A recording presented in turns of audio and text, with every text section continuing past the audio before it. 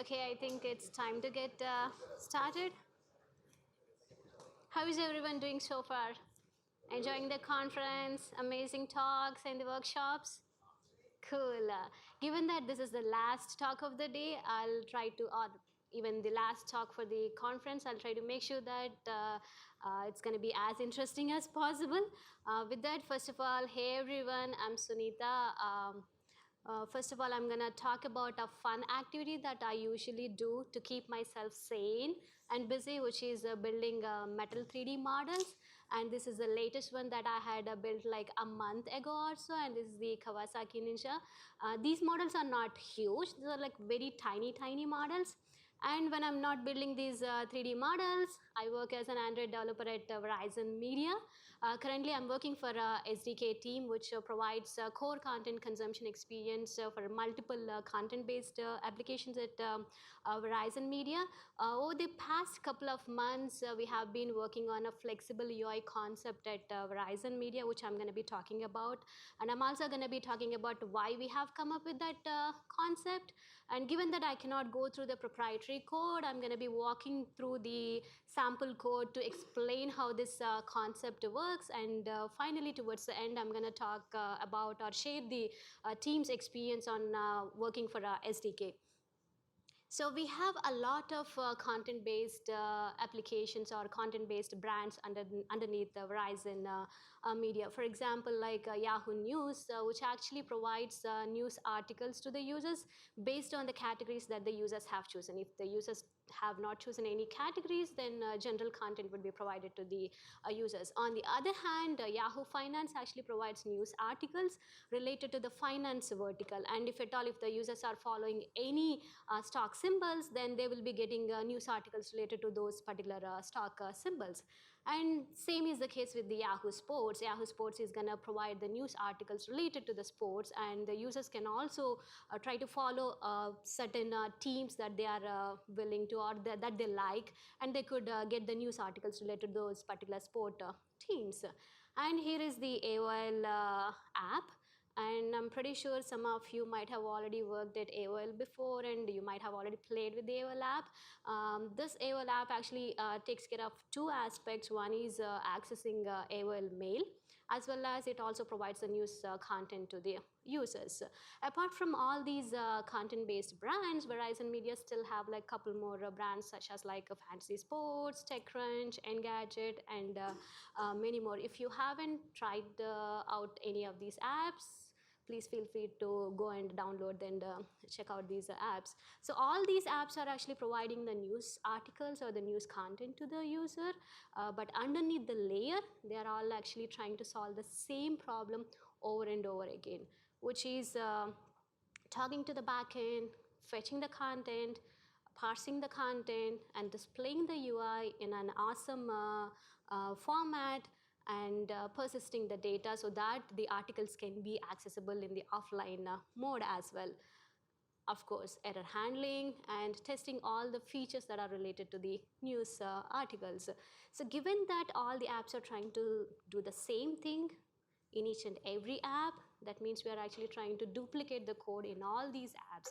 Instead of duplicating the code, we thought that why don't we just come up with an SDK which would implement the core content consumption experience that can be shared across multiple apps and which can be still maintainable by the one single team. So far, we had actually worked on providing the shared code at the network layer, data layer, and recently, over the past couple of months, we started looking into the UI layer as well, like to see like what kind of code that can be shared across all these multiple apps. That is the flexible UI concept that we had come up with. Let's just take a look at the UI of both the apps, Yahoo News and the Yahoo Finance. The one which is on the left side is the Yahoo News Stream UI, and the one is on the right side is the Yahoo Finance Stream UI. Both the apps are displaying the news content in a list view format, but even though the content is similar, the UI look and feel is totally different from each other. The Yahoo News is mainly focusing on the article image and the article summary, whereas the Yahoo Finance is mainly focusing on the stock symbol information and the article title. and it's not focusing mainly on the article image. So given that both the apps are trying to display the same content, and underneath the cover they are still using the recycler view, they're actually inflating the each and every cell in the recycler view and binding the data to each and every view element in the cell. So what we thought is, given that all this code is common across all these apps, why don't we just push the recycler view, inflating the cell layout and binding the data into the shared code, and still let the apps to implement their own UI, because each and every app has its own UI layout, right? So that's where this flexible UI concept comes into picture. And as I said earlier, I cannot go through the proprietary code. I'm going to be just walking through a sample app to demonstrate how this flexible UI concept works. So this is a very simple sample app. What it is doing is it is actually displaying a music album information. It is displaying the album image, album name, artist information, maybe like album information as well as ways to play the songs of album as well as shuffle the songs in the album. So given that we would like to kind of like use the shared code across all the apps, I thought of like coming up with two different sample apps which have totally different UI, but underneath the layer they are still kind of like displaying the same content. The one which is on the left side is focusing mainly on the artist information, whereas the one on the right side is focusing mainly on the album image. So totally the UI looks totally different, but underneath the cover they are actually displaying the same content. If you want to kind of like provide the code in such a way that that can be shared, like like creating the view, binding the data, move that all that into the shared SDK, and still keep the UI layout within the app layers, how we would like to handle that. So given that we have to implement the view, I'm going to be implementing a custom view which is extending the constraint layout, and I have the constructors already defined over there.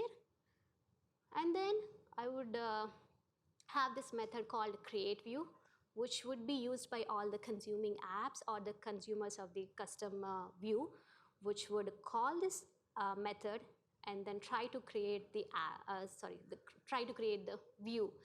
So this method is actually taking two parameters. One is the context that is used to create the view, and the second one is the layout ID, which I'm not going to cover right now, which I'm going to be talking about in the later slides going forward. So this create view is going to take the context and just it's going to, right now it's just using the layout ID that or the layout that is provided in the custom view or in the shared code, and then just inflate the layout or create the view and then pass that view back to the consumer. So we have the create view working now. And here is the layout code. Given that I cannot display the entire layout code, I have collapsed some of these view elements, and some of the view elements have uncollapsed. So in this case, the album name is actually aligning to the right edge of the album image. So that is a layout which is going to be provided by default by the shared code. That is the layout ID that I just earlier. And in order to bind the data, we definitely need to get hold of all the view references. The way that we get hold of the view references is using the find view by ID call. So we would just we would just pass in the view ID parameter to the find view by ID, get hold of the view ID references, and then finally we would just try to get the album detail information by accessing a method on the repository, which would internally get the content either from the local persistent storage, or it would even make a call to the network, and then finally all the information would be fed into each and every element. So that's how the data binding works, and we have the custom view implemented now. So we have the custom view implemented. How is the consumer is going to consume the custom view? So what they're going to do is they're going to just call that create view method that I talked about earlier by passing the context, and then they will get hold of the view object, and then eventually they'll call the bind view on that, which in turn loads the content into the view, and then finally that view will be added as a child view to the container in which the album information is going to be displayed. So we have the custom view in place, right? So that is the one that can be shared across multiple apps.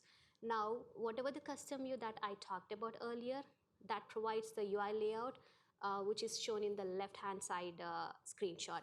On the right side screenshot, is going to be implementing a totally different layout. But even then, it's going to still use that custom view, and it would still implement a completely different layout. And let's see how that layout can be passed into this custom view. I already talked about this create view taking the second parameter, which is the layout ID. So the second app, what it is going to do is it is going to implement the custom layout or whatever the layout that it would like to display or that it would like to inflate, and then pass that layout ID into the create view, and the create view internally access that layout and then inflates that layout. So now we have the layout that is provided by the app getting inflated. So we have the layout, we are actually creating that, and this is the layout file or the layout code that is defined within the other or the second consuming app.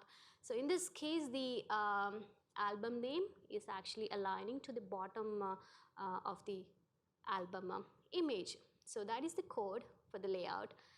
So we have inflated the view, but in order to bind the data to the view, we again need the reference to the view, right? So in order to get the reference to the view, we have to definitely know the view ID, but the layout is totally defined within the app, which is not visible to the shared code.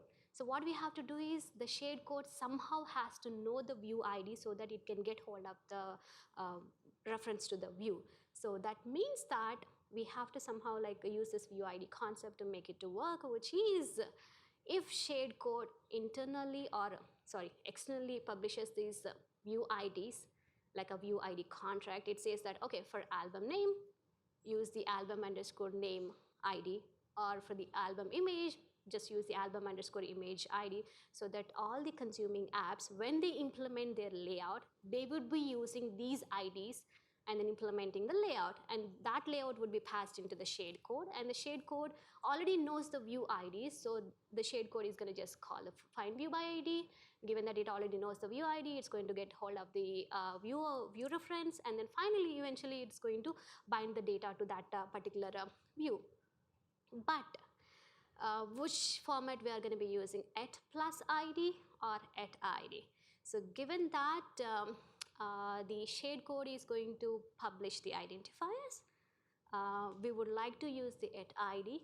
So there is a slight difference between at plus ID and at ID. What at plus ID does is, if at all, if the identifier is not already defined, that is going to define a new identifier. Whereas at ID is gonna look for existing identifier.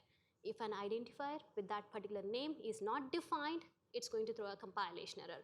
So in our case, what we are doing is we are making the shared code to publish the IDs. So we have to definitely use the at ID instead of using the at plus ID, because we would like to use the identifiers that are defined by the shared code. So in all the layouts, we would just refer to the IDs instead of by at plus ID. We would just use the at ID notation. So in that case, the album image is gonna look like this. So the identifier is gonna take the at ID notation.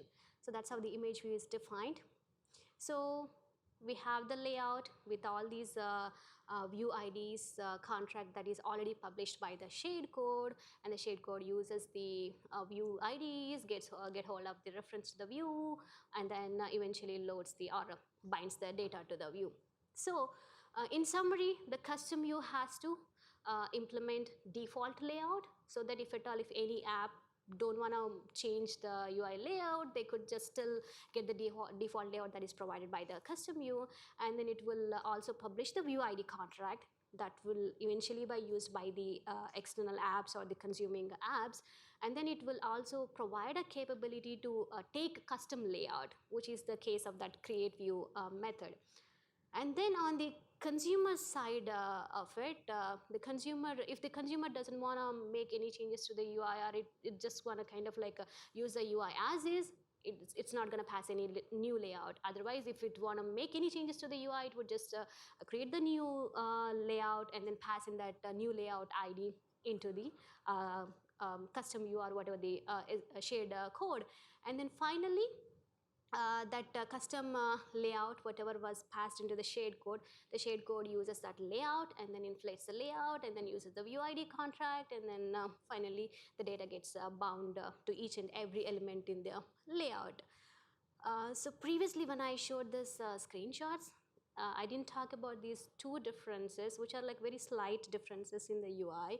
So the first one is the left screenshot shows the album information, which is when the album was released, whereas the one on the right side is not showing that information. And the second difference between these two UI formats is the one on the right side is actually providing the download capability, whereas the one on the left side is not providing the download capability. Let's say that maybe the second app is a premium app and it allows the download capability, whereas the other one is non-premium app and we don't have that capability. And just for the sake of this talk, I'm going to just assume that download is a feature which is very specific to the premium app, which is not going to be like shared across all the multiple apps, right? So in that case, the download doesn't belong to the shared code. Instead, it actually belongs to the app, which is to which it is very specific. So how do we take care of these two scenarios where one is one of the view elements is completely missing, and the other one is a new feature, a new view element has been added to the view. So the first one, which is the second app UI layout, is not displaying the album information. So this is the one that I have not talked about earlier. So when we defined the view elements, we are actually defining them or declaring them as nullables. So for example, album info text view would be defined or declared as nullable. And when we call the find view by ID to get the view reference, by passing the album underscore info view ID, if at all, if that album info view exists, it's going to return a view reference. If it doesn't exist, we're going to get a null object. And given that, in the second app case, the album info view doesn't exist, the find view by ID is going to return a null. And then in the third statement over there, we are actually checking whether the view already exists or not. If it exists, then only we are actually assigning the album info information to the text view. If the text view doesn't exist, we're not doing anything. So the shared code doesn't crash. So that means that if at all, if the apps doesn't want to display any of the UI elements, they could just ignore those, and everything should work fine. And the second case is the second app is actually adding a new element which is not present in the shared code, which is the download button, right? So obviously we would like to provide a functionality to download the album whenever the user clicks on that button, right? So how do we take care of that? So when the second app or the second consumer actually tries to create this custom view, so it's going to create the custom view by passing the layout, and then finally it's going to delegate the binding of the common elements like album name, album image, and all the other things by calling the bind view on that view reference.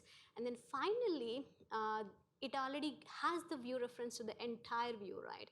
So by just calling the find view by ID and passing in the download related view ID, we are going to kind of like get the download view reference. Given that we have the download buttons view reference, we can add a click listener to it and then listen to all the click events. And again, this is completely specific to the app, and this will be handled by the app, whichever it is specific to, and this code won't be existing in the shared code. So this is how we can handle getting rid of a couple of elements that are not needed by the apps, or adding certain specific features or specific view elements to the view. So in summary, so the rest of the things would still work, and then if at all, if the app or the consumer doesn't want to include any of the views, it would just ignore the view. And if at all, if would like to add any new feature or include any new view element, it's going to add that to the custom view, that the layout that it has declared, and then finally it would get hold of that reference to the view and then bind the data, or listen to any of the click events or any other or handle any other events. So we have that in place, right? How do we apply this concept to the cells within a recycler view? So this is a very, again, it's a very simple app. I have like two different apps which are actually looking very similar to each other. Just for the talk purpose, I kind of like I went a bit lazy and came up with very small slight difference. The difference between these two cells is the order of the album name and the artist name are reversed. In the left hand side or the left side screenshot, the album name shows up first and the artist name shows up later, and whereas the right side one shows the artist name first and then the album name next. But you could like work with this UI and it could be completely totally different. Just for the talk purpose, I'm just like using this very simple layout. And how do we apply the same flexible UI concept to the recycler view cells? So obviously the consuming app is going to implement the recycler view, and it is going to provide an adapter to the recycler view. And when it calls this, when the onCreateViewHolder holder method gets called on the adapter for each and every cell item, if that particular cell needs to be created, it's going to get created. When that gets created, app will decide whether it would like to like use the default layout. That's fine, it's going to just use that call that create view method.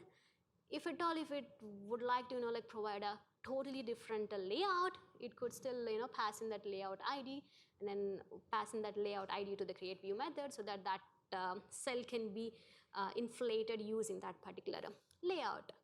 And after that, when it comes to the onBindViewHolder call, in the onCreateViewHolder call, we have created the custom view and then handed over that into the view holder, because we are using the holder design pattern, and the holder is going to hold on to the reference to the view. When it comes to the execution of onBindViewHolder, which anyway is going to get the holder reference, right? Holder is going to reach out to the custom view and then again delegate the binding part to the custom view. So that's how we would utilize that within the recycler view. So to just summarize that, onCreateViewHolder is going to create the custom view and hand over that to the view holder. And at the same time, if the app wants to use a completely different custom layout, it's going to pass that custom layout ID while creating the new cell. And in the case of onBindViewHolder, the binding of data would be delegated to the custom view, which is held by the view holder. So one thing that I haven't talked about is I have been like saying like, okay, we could just use the custom view and like change the layout in the cells. But if both the apps are actually using the recycler view, they're actually implementing the adapter, they're taking care of inflating the each and every cell, right? So I thought that like providing the entire code in the talk could be like overwhelming. That's the reason I did not include any of those slides. But I'll just take a couple of minutes to talk about how that can be resolved. So what we can do is, given that recycler view, the adapter code, cell creation, binding, all this is common to all these apps. What we could do is we could push all that into the shade code. So the shade code takes care of the creation of the recycler view, and it also takes care of inflating each and every cell in the recycler view. But when it times to kind of like figure out which layout it needs to inflate, then it would delegate that to the app and ask the app, okay, oh, so I'm gonna be about to create a cell, which layout do you like me to use? Then the app would pass in the layout, and then finally the layout would be created by the shade code. And when it time to the binding the view, then in that case again the shade code is going to say that, oh, I'm going to bind the data to the view elements. Do you have any new elements that you would like to bind, which is kind of like very specific to the app? In that case, we're going to be like delegating to the app, and the app would take care of all the app specific view elements, whereas the common elements would still be taken care of by the shade code. Maybe you all can like go back and try to like make use of this delegate pattern to make it to work for the recycler view. So now I'll just take a couple of minutes to talk about or share the team's experience of working for a shared code SDK. I think it was like for more than a year we have been working for a SDK. Before that we were working for app development. So the major, we have a kind of like, there was like a quite a transformation between app development to the SDK development. It doesn't matter in which layer we are working, the performance is always the most important thing that we have to look into, because the performance is the one that is going to like make the users to happy, or so that like we could get a good reviews and good feedback from the users, and that is the one which in turn dictates whether the app is going to survive in the Play Store or not. So we always have to make sure that the performance is really pretty good. So given that the SDK, we are working on the SDK, and if at all, if we are trying to initialize this SDK in the process of application creation or the application initialization, that may end up impacting the cold start time of the app. So just try to make sure that you're not impacting the cold start time of app initialization. The second one is if we are trying to move any of the UI code into the shared code layer, just try to make sure that there are no rendering issues, or there are no janky frames by just running this histories, and you can try to figure out those and fix those. And the third most important thing is, so I just talked about the custom view, right?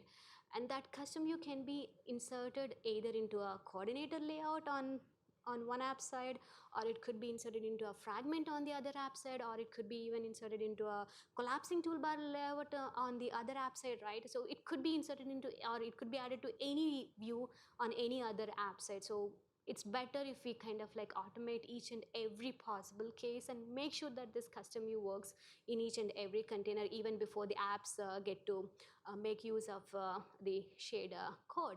And finally, try to kind of like report performance related metrics, which are kind of like related to major features to your internal servers, apart from what the Play Store is already tracking, so that like it's going to be like very easy to kind of like go ahead and diagnose the issues a bit more. And one difference that we have noticed between the app development and the SDK development is, for the apps, the external world is the end users. The end users don't care about the code. They just care about whether the app is working or not, whether the app is not freezing, whether the app is responding properly or not, whether the app is not crashing at all, is it working for them or not. So they don't care about the code at all. Only the code that gets worried about is only by the app teams, not by the external world. Whereas in the case of SDK world, SDK is actually publishing the APIs to the external world, which is like the app teams. So they have to definitely care about the APIs that are getting published. If the APIs are not simple enough to understand, then it's going to be like a problem. And if you're not going to provide a proper documentation, it's going to make app developers' life hell. So usually like rule of thumb is like, if the app developers are trying to look into the SDK code and trying to figure out what the API is doing, then we should just avoid that situation, because it's kind of like defeating the purpose of having a shared code, which is going to be maintained by a specific team, right? Because for the apps team, they just want to kind of like use these APIs in a very simple and easy way. They should not even look into the SDK code at all. So if at all, if that is happening, just go back and take a look at your code, whether it's really worth to share the code or not, or if there are any issues with your API interfaces, or if there are any issues with your documentation, go and fix those. And the another one that I would like to talk about is, for apps, SDKs are more of like a convenience package. What I mean by convenience package is, if the SDK is not there, the apps are going to still live, because they could just implement that code on their own, right? So for them, SDK is more of like a convenience package. It's like it provides something out of the box. They don't have to really care about it. If that itself is not working, they could just like pull all the code into the app, and they could still go further. So always try to make your SDK code more simple to use and easy to integrate into any of the apps. And to what extent we would like to share code. So sometimes it so happens that, okay, we are supporting all these multiple applications, and there could be a feature that could be like coming down the path, and we could be like working on that maybe like after a couple months or so. If that is happening, and if we think that, oh, given that this feature is going to be used by multiple apps, and we're going to try to push that into the shared code, right? But it's not going to be happening within the next couple of months.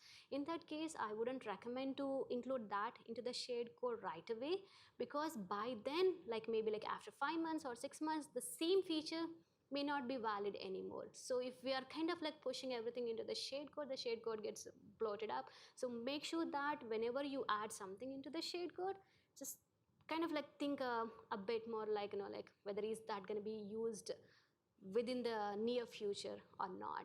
If it is going to be used way later in the future, then it's not a better way to kind of like include that in. The second one is the enhancements. So let's say that we already have multiple apps which have already implemented certain features which are kind of like duplicated across multiple apps. So the multiple apps have already duplicated the code, they are actually maintaining the code.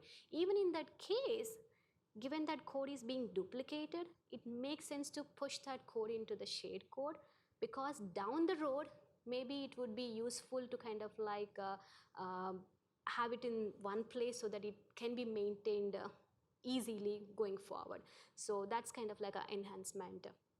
And the other one is just think about like what you would like to share, because eventually we would like to support the instant apps also, right? So we haven't still looked into making the SDK that we are working on currently to support the instant apps. I think maybe in the next month, or maybe like in the next couple of months, we're going to be looking at that. So when that happens, maybe I'll just come back and share the experience with you all in one of the DC Android meetups.